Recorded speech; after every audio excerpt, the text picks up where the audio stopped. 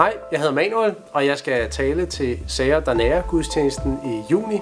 Det handler om kristen tro i et Danmark, som kalder sig rigtig meget tolerant. Danmark er et rigtig tolerant land på mange områder, og det tror jeg egentlig, vi bør være glade for. Der er plads til rigtig mange forskellige holdninger og meninger. Man kan spørge sig selv, om tolerancen er kommet så vidt, så det er blevet en helt ny religion. Og hvad betyder det for vores tolerance?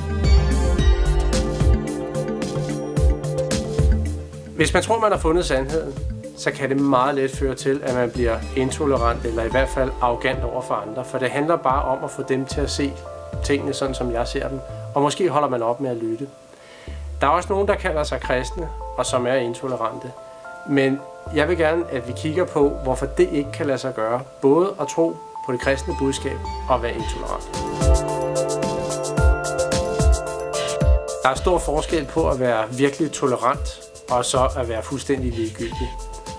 Når det nogle gange bliver blandet sammen, så tror jeg, det er fordi, der er en del mennesker, som bruger tolerancen som en undskyldning for at være ligegyldig over for andres standpunkter, og ikke at forholde sig til det, som er lidt vanskeligt.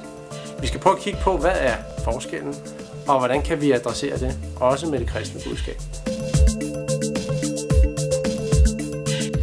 Jeg glæder mig rigtig meget til, at vi skal ses den 19. juni og tale sammen om det her emne. Bagefter prædiken vil der være mulighed for spørgsmål og svar. Det plejer at være rigtig spændende, så be there.